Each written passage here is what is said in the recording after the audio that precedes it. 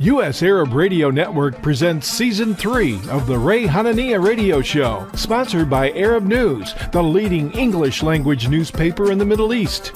Each Wednesday at 5 p.m. Eastern, veteran journalist Ray Hanania explores issues facing Arab Americans on WNZK AM 690 radio in Detroit and on WDMV AM 700 radio in Washington, D.C. And now, your host, Ray Hanania. Watch the show live on Arab News Facebook page.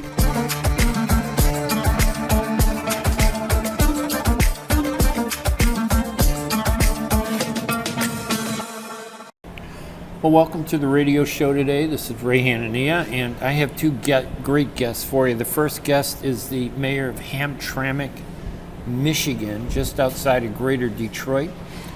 And he is going to talk about his career. He's Muslim and Yemeni, and his entire board in Hamtramck is Muslim. And it's created some interesting changes, real positive, more diversity, but there's been a lot of criticism. And then we're going to talk with the Virginia legislator Sam Rasoul, also Arab American, about his work and his views of the Biden administration and what he thinks Arab Americans need to do. But before we get to the first interview with the mayor of Hamtramck, Omar Ghalib, Mayor Ghalib, we are going to take a quick break, and we'll be right back right after these messages. ArabNews.com, bringing you breaking news from across the Middle East and the latest on Arabs in America. Get inside the latest headlines with expert analysis and insights at ArabNews.com. Join over 5 million Facebook fans and over 10 million monthly readers. ArabNews.com, news that matters to you. When you're looking for the best in optical care, Dr. Imad Nakash is your doctor to see. With years of experience and thousands of successful procedures performed, you can trust your eyes to Dr. Imad Nakash. See Dr. Imad Nakash and his professional staff for your eye care needs. There's 2 locations to serve you. In Hazel Park, call 248-336-3937. 248-336-3937. In Rochester Hills, call 248-299-3937. That's 248-299-3937. Get ready for an amazing experience at Ishtar Restaurant on 15 Mile Road in Sterling Heights. Enjoy excellent hospitality from owners Ali Al-Baghdadi and Fatty Bonham, serving the best in Mediterranean food. Try Chef Ali Al-Baghdadi's famous shawarma, the best Iraqi grills and food, and the best Arabic and international dishes. Dine in our authentic atmosphere or take out. Call 586-698-2585 or check us out on Facebook. Ishtar Restaurant practices all CDC guidelines and is open every day 11 a.m. to 10 p.m. Have an amazing experience today at Ishtar Restaurant, 3625 15 Mile Road, Sterling Heights. Are your hands feeling numb? Do you feel pain opening up a jar, turning a key? Are you noticing that your elbow and your shoulder are becoming stiff? Or were you recently injured in your arm? Hello, I'm Dr. Al-Majid Katranji. And at the Katranji Hand Center, which just recently opened down the street from the Somerset Mall, we can provide you with the latest in hand, wrist, elbow, and shoulder care. Visit us at www.katranjihandcenter.com to learn the latest techniques that we have to offer you, and I look forward to taking care of you. Visit us in Troy at 1565 West Big Beaver Road, Building F, or call Katranji Hand Center for an appointment at 248-869-4263. That's 248-869-4263. What's my ETA? Your estimated time of arrival is 9:17. I'm late. I'll have to punch it. Speeding will save you just 1 minute and 36 seconds. It will also increase your risk of a crash, as well as the odds that you will be stopped and issued an expensive speeding ticket. Yeah, but... In 1 year, there were 22,000 speeding-related crashes in Michigan, resulting in 200 deaths. If I had someone in the car with me, I'd drive slower. But it's just me. This is not a logical response. Though you have no passenger, surrounding cars contain 27 others, including 5 children and 1 Labrador Retriever. How do you know all this stuff? I know everything, Kevin. Your risk of a crash increases with every mile you drive over the speed limit. So slow down. Speed enforcement is happening now. A message from the Michigan Office of Highway Safety Planning. My guest is Omar Ghalib. He is the mayor of Hamtramck, a city in Michigan. He is Yemeni and Muslim. And up until his election, there were very few, if any, no Yemeni and very few, if any, Muslims working at the city hall, which to me is a big issue. And until he came in, the only religious holidays that were recognized were the Christmas holiday and maybe a few others. But now he's equalized it all. And it took the election of a Muslim to enforce equality for Muslims. Mayor Ghalib, thank you so much for joining us here at the Ray Hanania Radio Show. Well, thank you, Ray, for having me today and giving me the opportunity to talk about my city, Hamtramck. Hamtramck is a small city in Wayne County. It's a city, within Detroit City. We always say it has the world in 2 square miles. It's a very diverse city. It's actually the most diverse city in Michigan, with nearly like 28 languages spoken in public schools, mostly immigrants population. In the most recent census, the population was 28,500, but we believe it's way more than that because a lot of people do not like to report their names to the government, especially the immigrants. And there were some inaccuracy when the census was done, and there's cause to challenge the numbers because people believe it could be like around 40,000. Like I said, the largest minority here now is the Yemenis. They make up to close to 30% of the population. And then comes after that the Bengalis, around 20%. And then others, including Polish, Ukrainian, Bosnian, Albanian, African Americans, and so many different ethnicities in the city. It's believed that Muslims make up to 60% now of the population of the city. A lot of them are new immigrants, by the way. Not all of them are American citizens. I came to this country in early 1998. I was 17 years old when I came. Finished my last year of high school here in Hamtramck High School, and then went to study pre-medicine. Got my bachelor degree in biology from Wayne State University, and then I went to Rasoul University School of Medicine for my medical school education. I've been working in a local clinic here for the past 9 years. And that's how I built my relationship with the people in the city. I decided to run for the mayor straight without, going through city council or other public positions. So it was a challenge to run for the first time for the mayor. I faced strong opponents, including the former mayor, who was the mayor for 16 years of the city. But I was able to win with a landslide victory, close to 69%. Of the total votes, and this was the first time to have a Muslim mayor for this city in 100 years. Actually, this time not only the city is a Muslim majority; it's all of them are Muslims. It's an all Muslim government, including one Polish lady who was a city council, but she's convert also. She's Muslim, but she's Polish. She was one of the winners in 2021. And that made all Muslim, probably this is the only city ruled by all Muslim government, not only in the United States, but probably in the Western Hemisphere.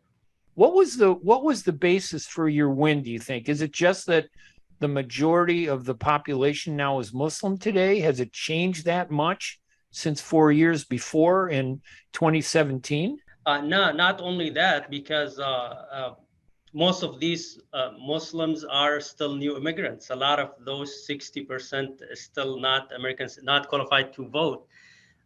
And if you rely on your own ethnicity only, you cannot win an election here.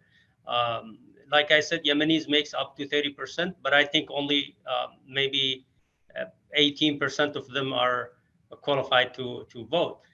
Therefore, you have to gain the support from other minorities as well. I had a strong platform when I ran. I came from the medical field. People know that we have so much skills and we can serve the community. We, by nature, we are public servant, but moving to this sector is another way to serve the community. So, in fact, there were four candidates, another Yemeni candidate and another Bengali American candidate. Both of them were strong. One of them was a city council. Another one ran twice for the mayor already, and then the former mayor. So there was a lot of competition, including within our communities, within the Yemeni and the Bengali. So the Muslims, there were three candidates. So in the primary, two of them lost. And then I moved to the general election with the former mayor. And so I was able to gain a lot of support from her own community because people felt the need for a change. I took the office and we had a deficit in the budget of $3 million. Now in 1 year, we already have almost 3 million surplus in our budget. Congratulations. So, thank you. For the first time in years. So during the former administration, we were always in deficit. Is your election nonpartisan? So you don't run as Republican and Democrats, you just run as candidates for mayor?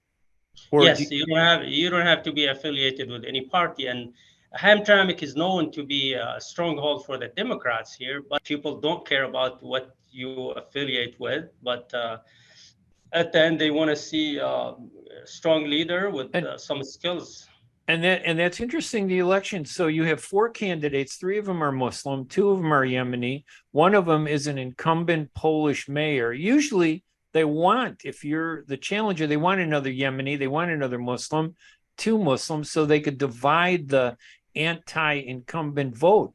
But in this case, that didn't work. You were one of the top two with her then in the first round, correct? And then I was the first runner. I was the highest vote getter in the primary.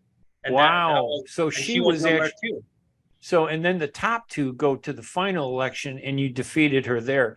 Nobody predicted that I would be the winner in the primary. A lot of people kept telling me, you are unknown to the political arena here. Nobody knows you. They know you as a healthcare provider here in Hamtramck. But I was well known to the community through my social media that I'm a political activist. I used to talk about issues around the world, not only here in the Middle East, so local and international. And so people believed in me. They knew that I know so much politics and that I can apply my skills to serve them here. And it wasn't a surprise for them. Yes, I wasn't involved in any political activities here or public office before, but they believed in my skills and they knew that I elevated the standards for elected officials, to have someone with higher education to run for this office rather than just having anyone. And so I'm sure she was shocked. Everybody else was shocked, but I try to build trust with my opponents. I appointed all of them in some positions in the city.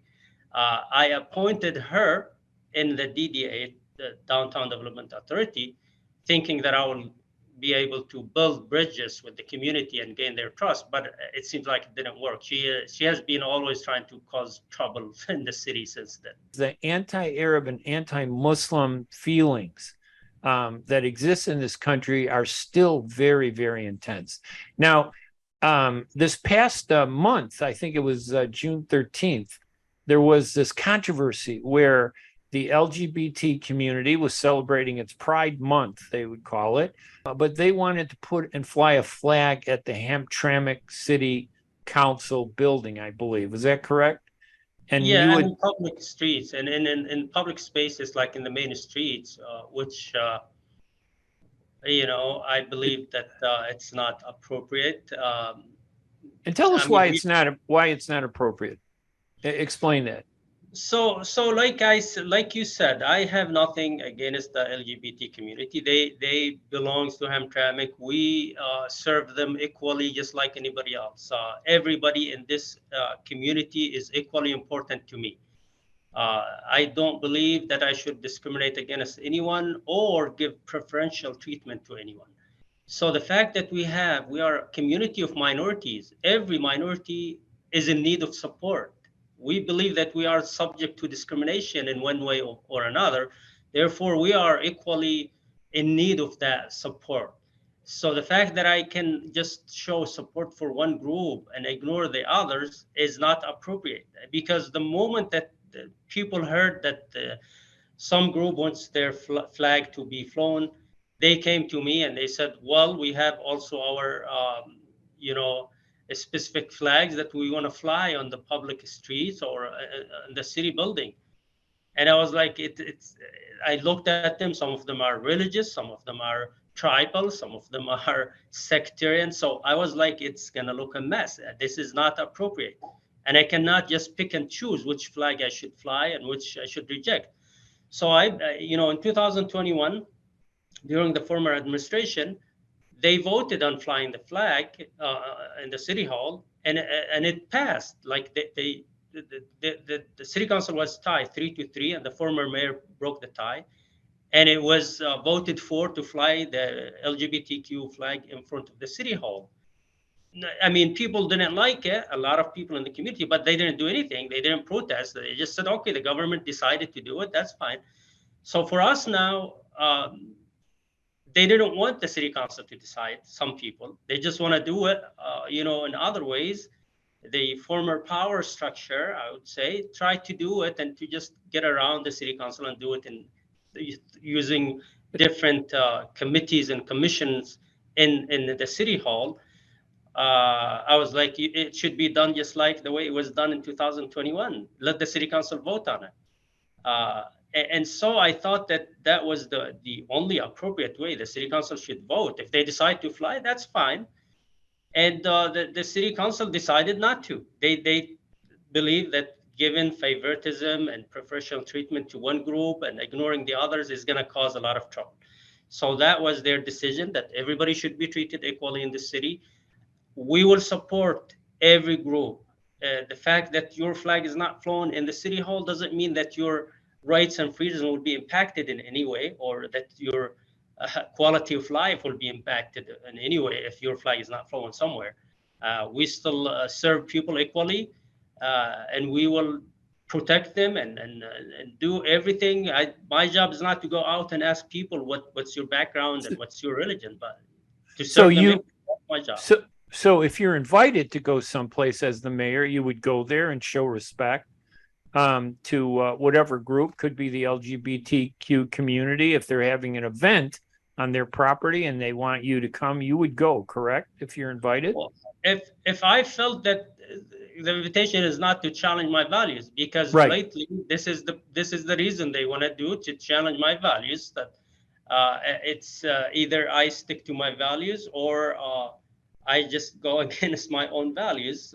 I respect anybody, but when I feel that there's a challenge to my values, I will take the right decision and just be careful in every step I do. But representing people, serving them, I try to do my best to serve them and represent them equally. Well, that was going to be one of my questions. Do you think this is because of you being Muslim? In other words, there's this perception that gays are not treated fairly in the Muslim world and are not respected. And maybe they say, oh, look, we got a Muslim mayor. We need to really push this on him and make sure that he does this. If you weren't mayor, maybe it might not be as big of an issue. What do you think of that? I think that's true. Some of this overreaction, but this group and whoever advocates for it is because we are Muslims and they know there is a conflict in values. And we know that, but that's not, I'm not here to enforce my values on others. And I don't want others to impose their values on me. So I respect you and your values and your lifestyle. You do whatever you want, and it's not my job to come and tell you this is right and this is wrong. But for you to try to enforce your values on me or your agenda, then of course you will see some resistance. And I think this overreaction, and we have a protest last week. The Attorney General of the state attended this protest. And I think that's all because they know there is a specific, group of people that this topic is too sensitive to them. But like I said, as a Muslim mayor, I try to keep my religion aside and govern using the American Constitution and be fair and respectful to everyone. So it's not like you're just saying no LGBTQ flag, but I can put a Yemeni flag.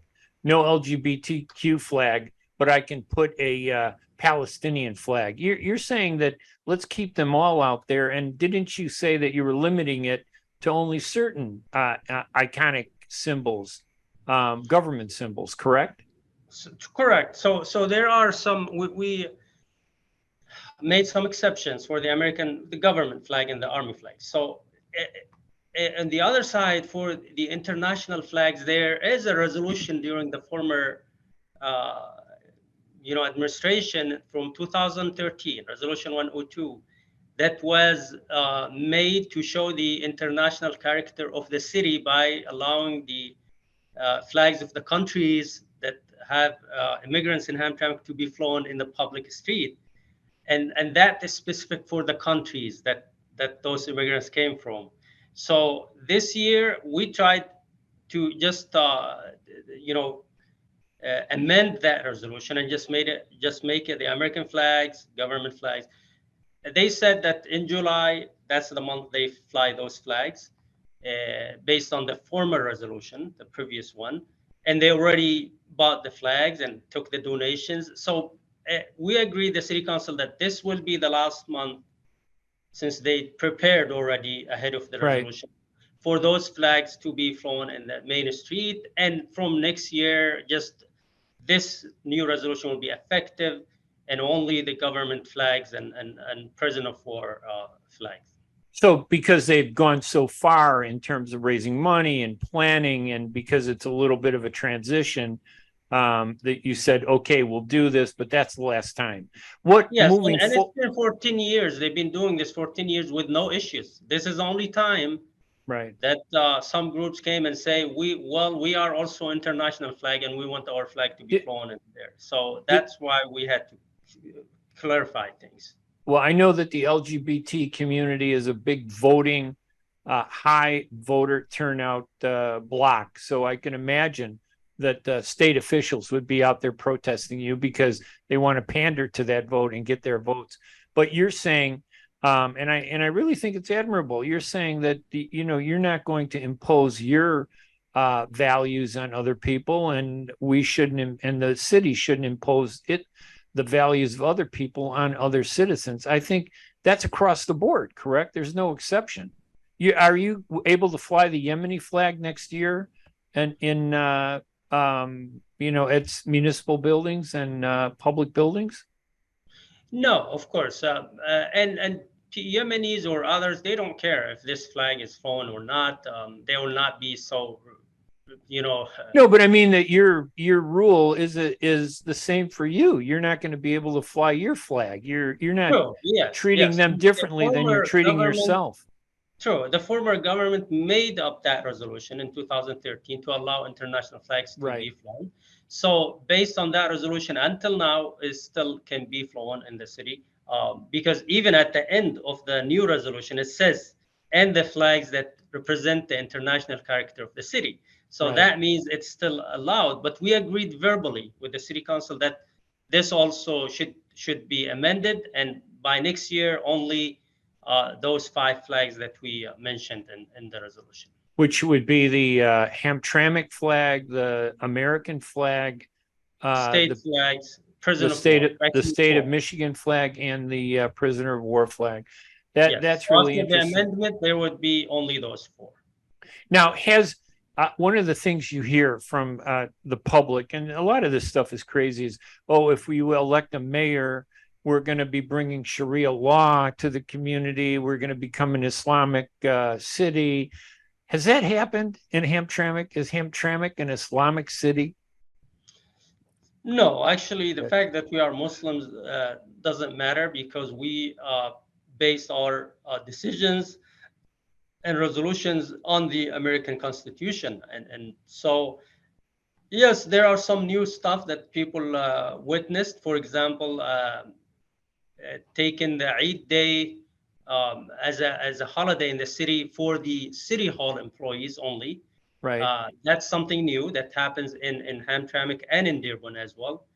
Other stuff that for example, we have free parkings during December, Christmas and New Year.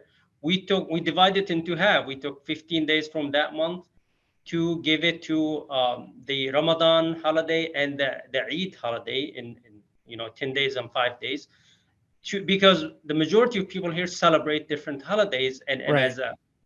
their shopping season is different, so they don't all shop in December. So that way, just to make it equal in the city, because we want them to shop in downtown, to park their cars for free, and it's a good way for providing some revenue for the city. So you're basically treating everybody the same.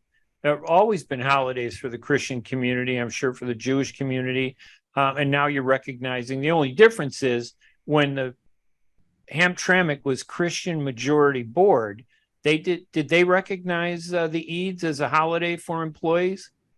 No, it wasn't, and everything was just known holidays for the community. And even though the demographics changed in this city, nothing was taken to represent them for fair representation in the city. Right. So nobody reached out and did that to recognize the Muslim community. So I think what you're doing is fair. I think that you are being fair. I think that you're being principled. And I think that the only issue that other people have is the stereotype that they have of Arabs and Muslims and Yemenis and even Palestinians, because you and I look exactly alike, whether we're Yemeni or Palestinian. There's some Americans that can't tell the difference. Mayor, any additional things about being a Muslim mayor that you've learned since taking office and having a Muslim majority? I think there's an extra burden on your back, correct, to want to be fair to everybody, because now it's all Muslim. The political representation in city council, you have an extra burden to make sure that you are fair to everybody. Yes, it's been challenging since I took the office. It's a big responsibility. I feel that I am not only representing myself, any kind of failure will be reflected in the whole Muslim community. Therefore, it's not even given or accepted to fail at this moment, no matter what happens. So it's challenging because I came with, yes, the whole city councils are Muslims, but the administration inside the city hall, there is not a single Yemeni employee in the city hall. Up to 95% of the employees in the city hall were of a specific, race or color. That's why I try now to diversify the city hall as well. We started bringing people from different, to reflect the demographics of the city. And that's also challenging because the institutional knowledge is with a certain group of people. And we try to train others and make them qualified and able to serve as well in case something happens. Because when I started, big key positions resigned, from the city, about 10 of them. And that was a crisis. We had to hire some firms to come and cover up for us just because they weren't willing to work with us. With no problem, they came to me and say, I'm sorry, you are a gentleman, you a good guy to work with, but we found other opportunities. So that was suspicious. Yeah, it sounds suspicious to me. Exactly, because it was the top positions in the city, and instead of paying an employee like 100,000, we hired some firms and we were paying them like 3 times as much until we found a replacement for this position. So we tried to diversify the city hall and represent everyone and equal opportunity for everyone. And you said something a few minutes ago that really was important, that I think was important and shouldn't be overlooked. This city is 60% minority, Muslim, Arab, Albanian. It's a mix, and yet there were no Muslims working for the city, no Yemenis working for the city. When I came to office, there's 0 Yemenis in the city hall. How And, about Muslims? Still no key positions in there. Maybe a couple of them here and there, like a cashier here or there, but key positions where, the excuse for the former administration that nobody applied. But I mean, Right. I know when I took the office, so many people are interested and they suddenly applied. yes. And so I get along with everybody who continue to work with us. Nice people. We have nothing against each other, and we respect each other, and we are doing very well as a team. Like I feel like they are implementing my vision for the city. Nothing is an obstacle on that way. My guest, Mayor Omar Ghalib, the mayor of Hamtramck, Michigan. Mayor, thank you so much for joining us. Thank you so much, Ray. Thank you. It was a good opportunity. Thanks for giving us the opportunity to talk about our city. Of course. Well, I hope you enjoyed that interview. We're going to take a quick break. When we come back, we'll continue with more on the Ray Hanania Radio Show. Be right back right after these messages. ArabNews.com, bringing you breaking news from across the Middle East and the latest on Arabs in America. Get inside the latest headlines with expert analysis and insights at ArabNews.com. Join over 5 million Facebook fans and over 10 million monthly readers. ArabNews.com, news that matters to you. With more than 30,000 successful in vitro fertilizations, IVF Michigan is now ranked as one of America's best fertility clinics according to Newsweek magazine. IVF Michigan fertility centers are the recognized leaders in high-quality fertility care. With locations in Bloomfield Hills and 9 other cities in Michigan and Ohio, IVF has experts in all aspects of the field. A founding member, American board-certified Dr. Nicholas Shama, is one of the leading reproductive endocrinologists in Michigan and Ohio. He has performed over 20,000 successful IVF cases, and it's helped thousands of couples fulfill their dreams of parenthood. When it's time to get personalized care from Dr. Nicholas Shama at one of America's best fertility clinics, call IVF Michigan Fertility Centers in Michigan and Ohio toll-free at 855-952-9600. 855-952-9600. Kushat's Mediterranean Market and Shish Kebab offers a great array of your favorite Mediterranean meals. Meals range from lamb specialties, shawarma sandwiches, seafood dinners, and they offer special big trays of your favorite food, plus much more.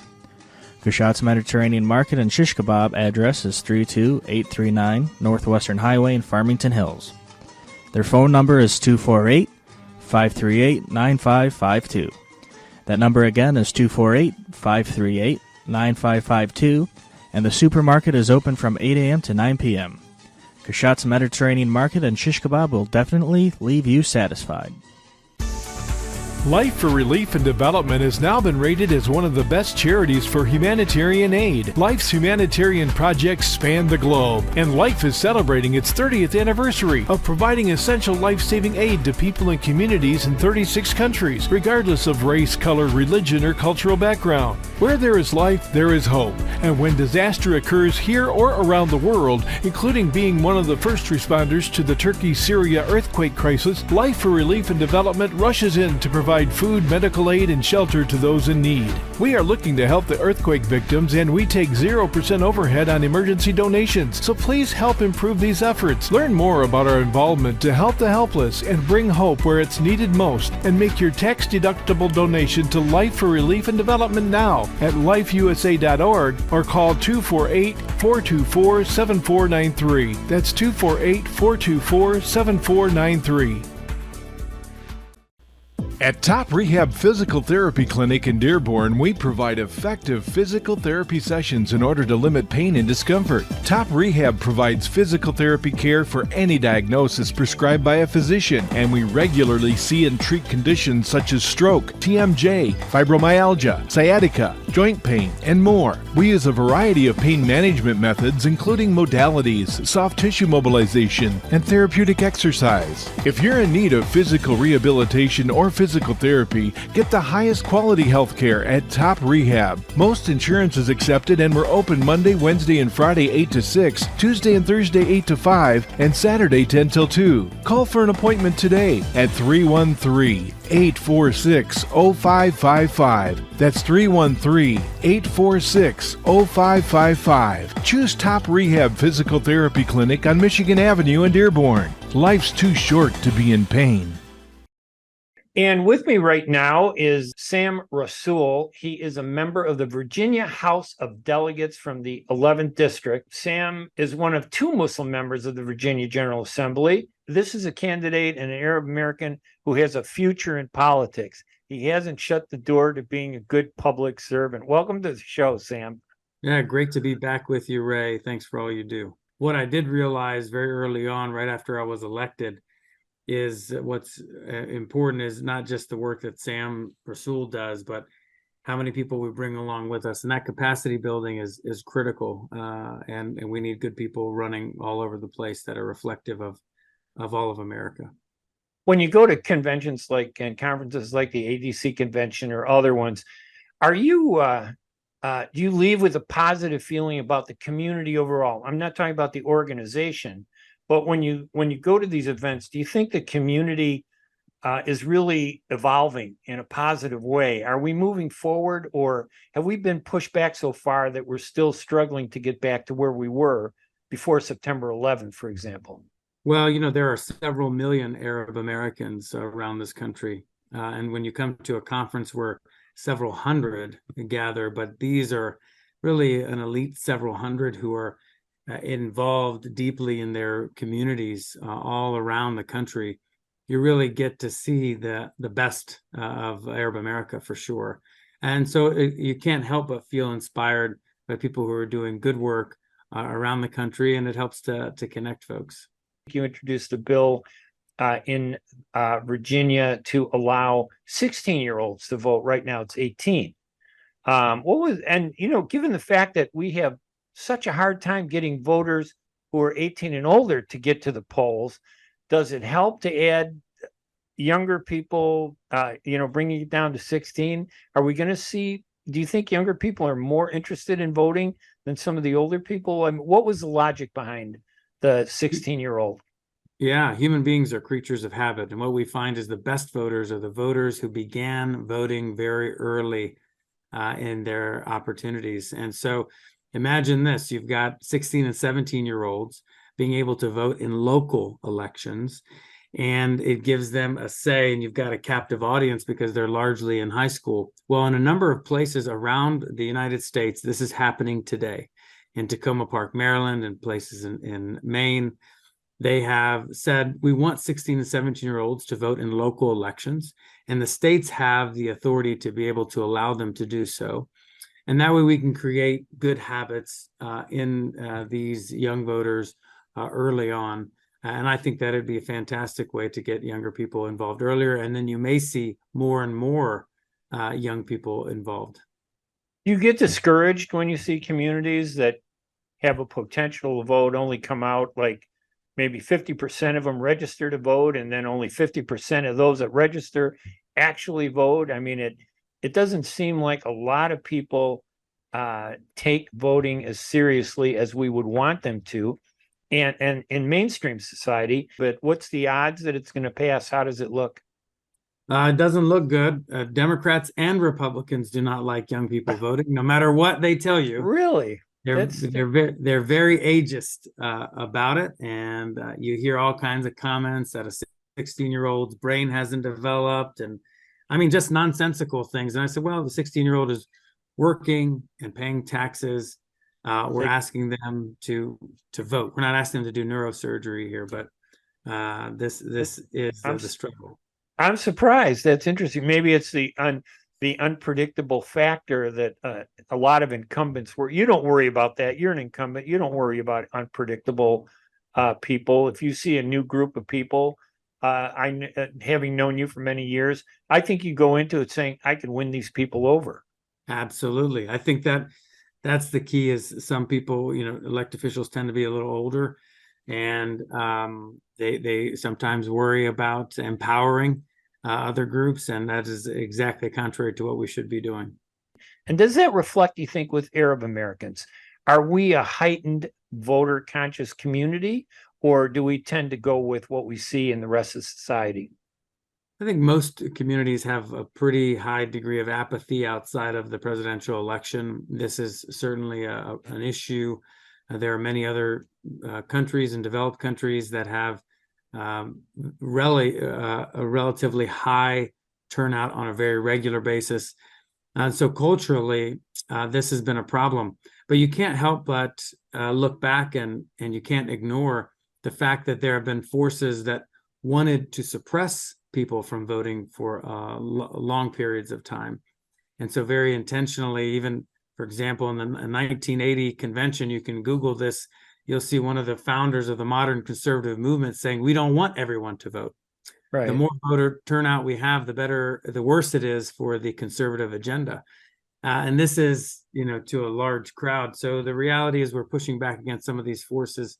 However, it isn't coming upon us, for example, as Arab Americans.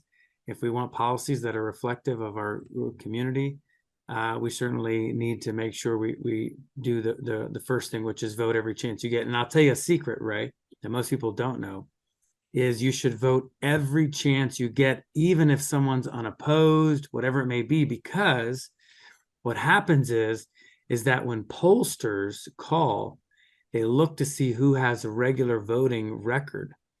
And then your views are more reflected in what the polls say.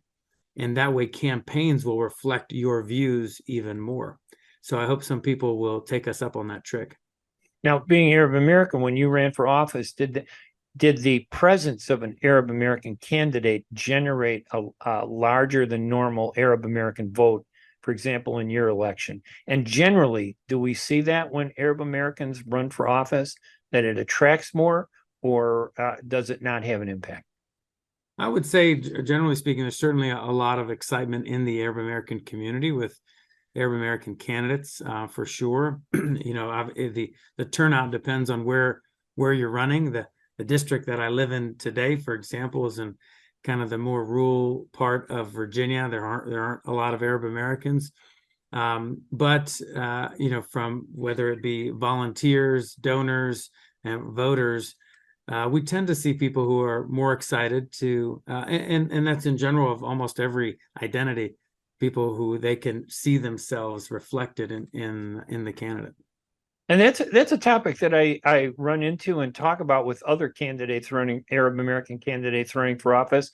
A lot of Arab Americans like you actually win in districts that are overwhelmingly non-Arab, which means that the voters see you not as an Arab American candidate, but as somebody that they trust. They feel they have the confidence in you to represent them. Is that what candidates and maybe even in the Arab American community should do? We should present ourselves as candidates the voters can trust in terms of achieving what they need, rather than always pushing, like, for example, a Middle East agenda when we run for office. I've always told folks we should celebrate our identities. We should even organize by our identity. Arab Americans gathering together, for example. But when we advocate, we need to advocate for our universal values. For example, we want the United States of America to protect all of our constitutional rights for everyone. And that, of course, includes Arab Americans. And so I encourage people when they're going to a politician, not to say, what will you do for me, for example, as an Arab American, but I will say, what will you do to defend our constitutional rights, just so we don't have the abuses, for example, what we saw after 9/11. And you also introduced the bill to establish a state-run institution for substance abuse disorder. First of all, is there a big problem with substance abuse in Virginia? And I assume that there probably is, but I'm assuming that's like that in nearly every state in the union. It isn't just Virginia. But tell us why that bill is important and why you introduced it. Yeah, I mean, the opioid epidemic has really ravaged the country, and what we see is tens, really hundreds of thousands of people just in recent years have died from it. So you think about Vietnam, couple times over in lots of ways. And so what we have is you can rush somebody to the hospital and they'll receive what we call acute care, hospital level care. But once they leave the hospital, it's very hard to get residential treatment. You know, let's say the 90-day treatment that you might need to stabilize, so you can be slowly integrated back into the community safely. Of course, what people don't want to talk about sometimes is it's touching all parts of society, regardless of income, regardless of race. And so we want to take away the stigma and have the state here, of course, step up and develop what we have, the first of its kind, a residential treatment program that would help to fund some beds here in my neck of the woods here in Virginia to help some people. And so we certainly are taking it seriously. And let's just shift over to national politics a little bit. As a Democrat, and a very strong Democrat, you're a supporter, obviously, of President Joe Biden. But are there any concerns that you have? I know when President Biden was first elected as an Arab American, I know I was very encouraged by his words. And he has done some things that we haven't seen other presidents do. He established defined a partnership with the Arab American community that had never been done before. He recognized their American Heritage Month in April, which is a significant thing to do. But outside of those, some people might call them superficial, but still significant because they send a strong message that they feel that he needs to do more. And now we're talking about the Arab community in the Middle East. Do you share that feeling, or how do you view the president in terms of his policies on the Middle East and with the Arab American community? Yeah, it's a great question. It seems like it's the perennial question, regardless of who's in charge. There's a lot of frustration, and we see the disproportionate use of force in Palestine. We see people who are suffering all over, and so we always yearn for more to be done. There's a clear difference, in my opinion, between what Trump did and what President Biden has done thus far, beyond his domestic approach to things, which he has been able to accomplish a fair number of high priority items. But for Biden, nearly immediately within the first 6 months, reestablished $500 million to UNRWA, the U.S. aid through the United Nations agency that is uniquely for the Palestinian community. And you had mentioned the Arab American Heritage Month. What we see sometimes, Ray, is one step forward, two steps back, sometimes two steps forward, one step back. There's a whole lot more that I believe that the administration should be doing, especially with regards to the relations in the Arab world and in Palestine for sure. Certainly a breath of fresh air over the last administration. I think there's no doubt about that for me, just understanding what policies are happening. But I will say one thing that I did appreciate was the administration, through I believe the State Department, for example, last week condemned the recent settler violence that is happening, where the settlers who are being supported and emboldened really by the IDF, who are attacking even American citizens. I welcomed that condemnation of this settler violence, and I think that's important for all of us to speak up against violence against anyone. We should expect that Israelis and Palestinians all have the right to live in peace. I'm going to jump ahead to Well, first of all, we're very proud of his recent election to the Illinois state legislature. And he worked very hard and actually has the right compass to be able to represent Arab Americans all throughout Illinois and beyond for sure. And also very brave of him to share his story, where he and his family felt very threatened as these settlers were terrorizing throughout Turmasaya, and of course there are reports of some of them being American citizens as well. That this kind of violence, like we said, everyone deserves the right to live in peace. All of the violence should be condemned. And we're glad that we have some people who are able to report as Americans and objectively. Here's what's happening right outside my door. I'm right here, and letting the constituents across Illinois at least see what's happening firsthand. This coming election for president, a lot of people are saying it's going to be a rough election. It could be a toss-up. Do you feel that way, or do you feel that the Democrats have a solid base going into this presidential election? I think it's very much a toss-up. I think that no one should take this for granted, that the Democrats have a lot of work to do outreach to every community, and we cannot leave anyone behind and take anyone for granted. This is can be a problem for sure. I would say that 2016 was certainly an election that woke up a lot of people, and we thought that 2020 was going to be even a broader win for Biden than what it was, but he really only won by about 2 states. So going into the 2024 election, all Democrats need to take all communities very seriously and make sure that we leave no one behind. How do you balance your Arab heritage in terms of your politics and being a American political candidate? Do you have to live 2 lives? I think you touched on this a little bit, but how is it difficult to do it? Do you do it separately and a balance, or do you do it as one image? How do you deal with that? And what would you say to other Arab Americans who are running for office, how to deal with it and how to present themselves? How do you deal with it? I say never run away from who you are. It is something that will be there regardless. And you can look if people in the Bible Belt of Virginia elected a Palestinian Muslim to the state legislature as the first Muslim ever elected in Virginia history. We were able to connect with enough people by knocking on doors and letting people know we have the same struggles and similar lives. And it just so happens that my Arab American heritage gives me some additional perspective. And I would say, Ray, that I feel as though after I was elected, I searched for why I would be so frustrated when I saw certain levels of injustice. And I have to go back and say, man, it's my Palestinian blood that sees that injustice and wants to stand up for all of those who are impacted by injustice anywhere. So we love being able to serve.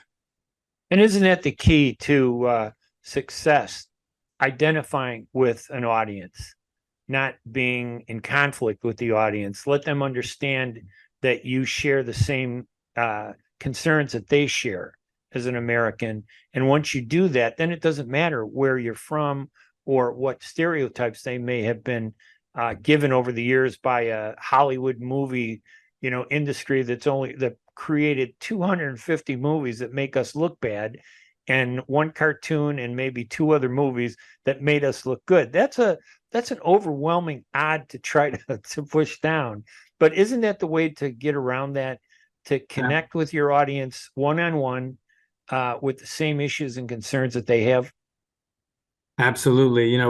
Voting is an emotional decision. It is not a logical decision based on issues. Issues very rarely impact elections. The 2 most powerful emotions are fear and trust.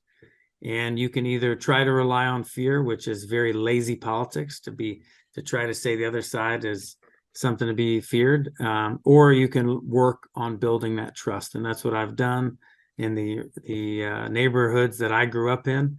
And fortunately, I'm able to serve. And regarding the Arab American community, what would you say to them if you had to give them advice again about how to be successful in terms of not just being American, but being involved in politics? You're the perfect example of somebody who got elected in what many people would have said is an impossible hurdle to overcome. You're from a rural area, and you're a Muslim, and you're from a foreign country, and you're wrapped in issues that a lot of people may not have sympathized with. may have felt even a little more conservative, and yet you won. And how do you translate that to help other Arab Americans in terms of a formula to be as successful as you have been? Well, I will tell you, Ray, that I'm a pretty spiritual person, and I think that God put us here on this earth to be in the middle of the struggle. So if you're on the sidelines griping about something, you are certainly not being of any help, and you're really not living life the way it should be. I think being in the middle of the struggle and being in the middle of these conversations is exactly what the purpose of life is. And so to Arab Americans and beyond, I would encourage folks to remember that you'll see injustice. There was injustice here when you came, and there will be when you left. That's the purpose of life, is to make the world just a little bit more just before you leave. Any other final thoughts, Sam, that you want to talk about? Anything important that we didn't touch on? I know it's pushing you into some controversial areas, but maybe there's an area that you want to showcase. Well, the only other thing I'll mention to people who are running or want to run or want to understand things is, I'm very fortunate to have a loving wife and a great family, and can never thank them enough for being there and being patient with me in all of this. And so it's certainly a family affair in getting it all done. So whatever you're doing, whether it be politics or something else, do your best to bring your family along. All right, Sam Rasoul, our guest. Thank you so much, Sam, for joining us and sharing some of your time. We appreciate it. Thank you.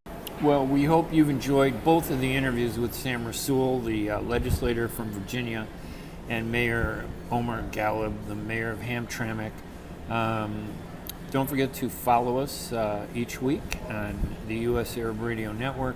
I'm Ray Hanania, and you can get more information on us by visiting arabnews.com. We're going to say goodbye and close out with these final ads here at the U.S. Arab Radio Network. Bye-bye. ArabNews.com, bringing you breaking news from across the Middle East and the latest on Arabs in America. Get inside the latest headlines with expert analysis and insights at ArabNews.com. Join over 5 million Facebook fans and over 10 million monthly readers. ArabNews.com, news that matters to you. Are you going to start a restaurant or grocery store soon? Do you need floor plans and designs? Call Naji Abood at 734-744-9796. Do you want to buy kitchen and restaurant equipment at discount prices? Call Naji Abood now, 734-744-9796. New Concept Products and Design, the trademark of kitchen equipment. 5% discount on all purchases of $75,000 or more. New Concept Products and Design, new location, 31185 Schoolcraft in Livonia. Learn more at www.newconceptproducts.com. Call Naji Abood, 734-744-9796. Clap your hands. If you're happy and you know it and you really want 5-year-old Lila and her mom are on their way home from Grandma's, singing Lila's favorite song. A few blocks away, 25-year-old Dylan is visiting friends at a small party. He finishes off his last beer, later, skater, gets in his truck, and starts for home. Mom and Lila turn onto Maple Street. If you're happy and you So does Dylan. If you're happy and you know it and you really want to show it. If you're happy and you know it, shout hooray, hooray!